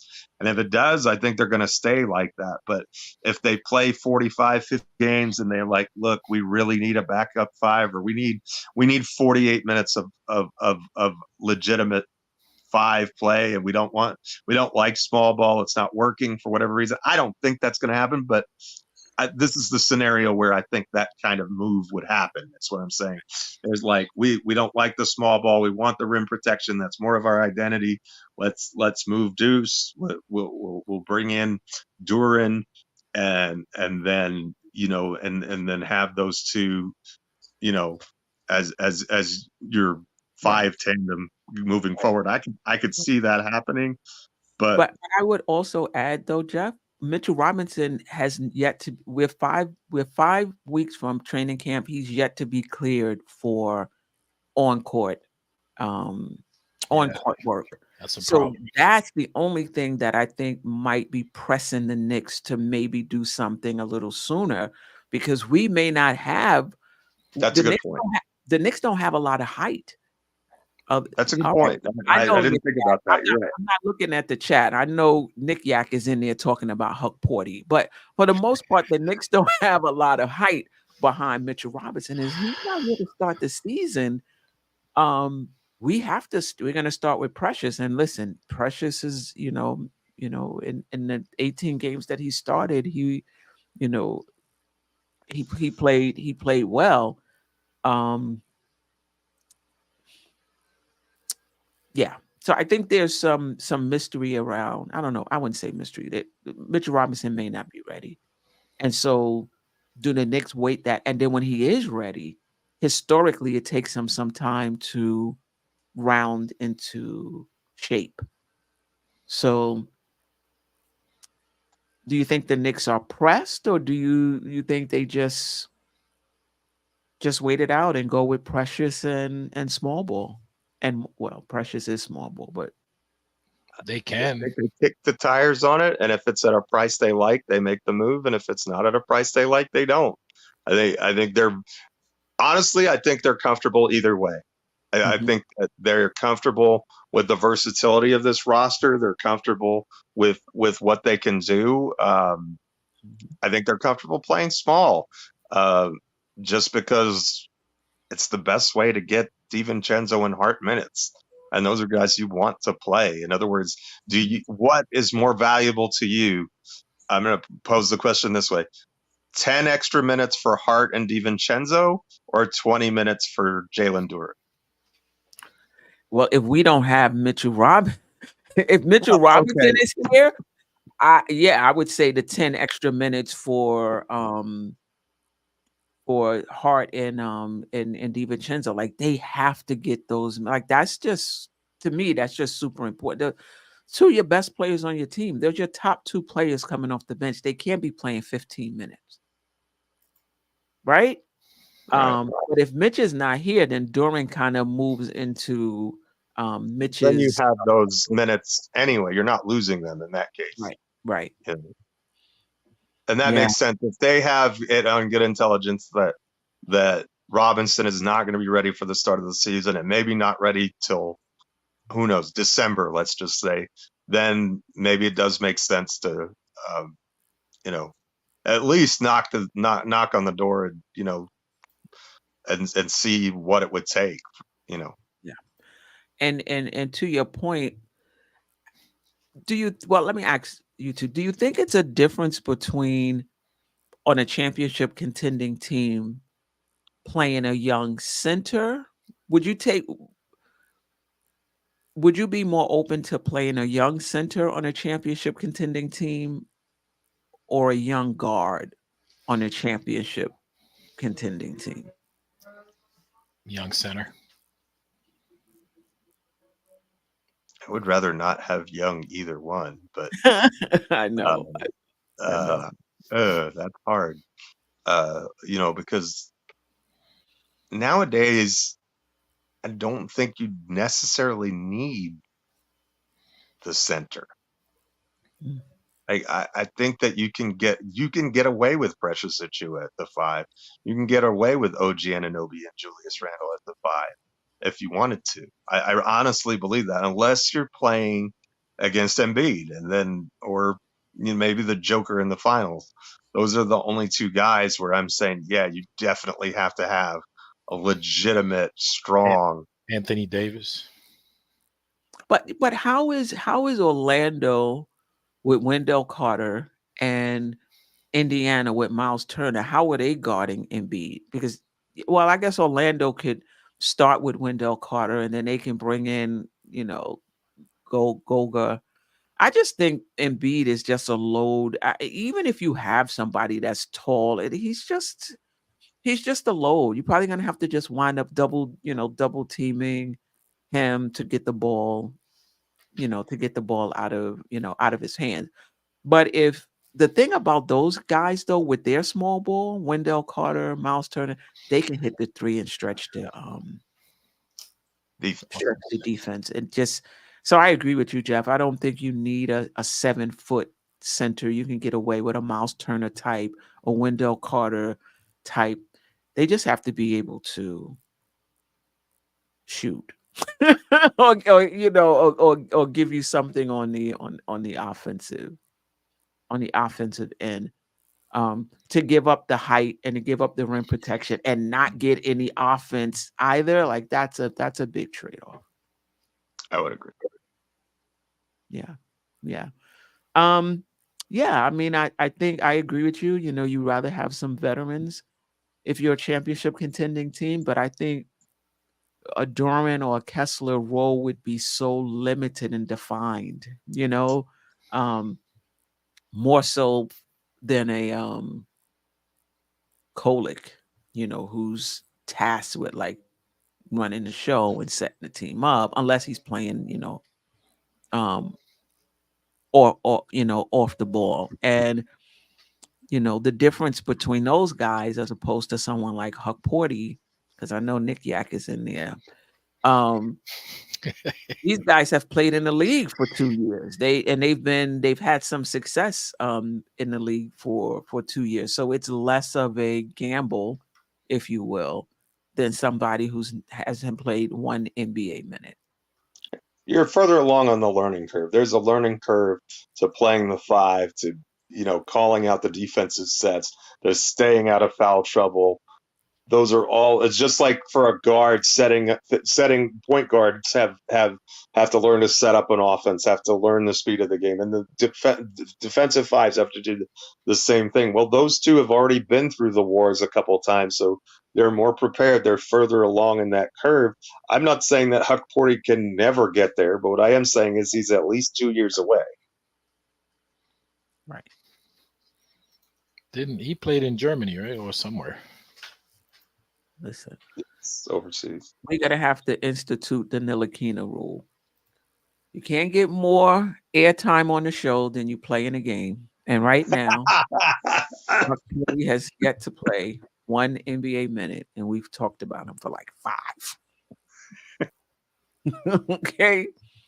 Well, in fairness, he's a rookie. I mean, none of the rookies have had a chance. None of the rookies have played. All right. Yeah. Fair enough. That's all I have today. I mean, we could do the last run around, run through with the chat if there's any comments. Nah. Appreciate you, Mega. Shout out to Mega. Ajay said, nah. We did a long chat segment the last time. That's it. No, but it's no, like it's because they haven't been, it's just, it's some of the same stuff. Nick Yak. I mean, we did talk about Huck Porty for more than the minutes that he played. So we went over the rule for him. Knicks 100 GM's upset at the front office that we, like he didn't like the move. He's complaining about it. That's just about it. But nothing related. Mikal Bridges, like all those picks for Bridges. But I mean, nothing that pertained to like what we're talking about, really.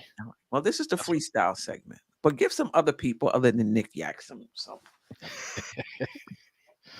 airplay. But yeah, let me I'm not monitoring the chat, but I just want to go in and just shout some people out. Knicks 100 at GM, appreciate you. Paris Dugga, Mega, Sherwin, appreciate you. Nick Yak for rocking with us, appreciate you. Paris Duggar as usual. Paris Dugga for sure. Mega, of course. Wow, that's all I'm seeing is Mega, Nick. They must be going back and forth. Kenny Payne, I appreciate you as well. No, there's a few other people, Dominic Brown. Jim Almonte, appreciate you. Go ahead, you can shout some out as well. Yeah, Dwayne Dennis was there earlier. Dominic Brown was there earlier. Appreciate you. Darlene Bryant was the first people here on the chat. Andrew Decatus. Yeah. We Travis Ryan. Travis Ryan was on there. Yeah. Wiz stopped by. We didn't mention say enough stuff about Deuce, so he left. He was like, I'm praising my guy Deuce. I'm out of here. He removed his like. He unliked and he left. Jack City as well. Public Enemy, Ran Rock. Public Enemy, Ran Lady Rock. and the Chef in the car. Lady and the Chef. Yeah. Pulled over. D-Cool is 718. Coach was here earlier. Yeah. Quiet Money, Brooklyn Butch. Oh, yeah. Yeah, I appreciate you guys rocking with us. Yeah. Humberto de la Haas. I don't think that's his first time. He's been here before. Yeah, Humberto's been here before. The Knicks are championship contenders. Yeah, I'm with you. Jambroni _Z. Anthony Black is 6'7". Yeah. Oh, he's tall. Yeah. Appreciate you, Gail Barry, with the super chat. I'm gonna get me about 18 cups of coffee. Nice. Oh, let me put my little coffee sign out. Anybody want to buy me a cup of coffee? There's the QR code. Can I get 1 cup of coffee per show, please? Appreciate you. And when I do the morning show, I'm gonna need coffee to do the morning show. Yeah. All right. Any last words? Thanks for having us. It was a great time. Thank you to the chat. You guys are amazing. Love your opinions. Keep coming back. Like, share, subscribe, all those things. If you're feeling the vibe, she works real hard to make this thing happen, and we're just blessed to be along for the ride. So thank you to the queen, and thank you to the chat, and thank you to my guy Ajay. Yes, sir. And I second all that, Jeff. And don't forget, next week we're doing 2 different teams, two comparison, right? We're doing Miami and Cleveland. All right. And then the following week we're moving up the ladder. We're doing Philly and Milwaukee. Yeah. After that, and then the last week, Boston by themselves. New York and Boston by themselves, and then the last week before training, because it's 5 weeks. Well, now 4. Because this show is finished. The last show before training camp, we're gonna do a prediction show. We go down the schedule. We go over the schedule. Yeah, we'll do the schedule prediction. We'll do game prediction, Eastern Conference Finals prediction. Eastern Conference seeding predictions, MVP, dark horse. What was the other one, Jeff? The one most likely to breakout player. Right. Yeah, we'll do all of that before training camp. And then we might do another one after training camp, because things might change once we, watch. We're all going to be on the Huck 40 wagon after training camp. So, all right. That's true. Yep. All right. Yep. Until next time, family. Peace. You tune in, that means you're feeling the vibe. The bell rung, you already been subscribed. Right now, the queen, she on live. Please pull over the whip, no phoning when you drive. Dope Soul sporting with the talk. First lady from New York. All my people, you rocking with the chat. That like button would tell me where you at. Step from the MBK. Born and raised up MBK. Hey, real lady, where she holding it down. No matter how you feel, she gon' greet you with a smile. Sister, you one of a kind. Yes. Oh, sister, it's time you shine. Dope Soul. Where you at? Dope Soul. Where you at? Dope Soul. What?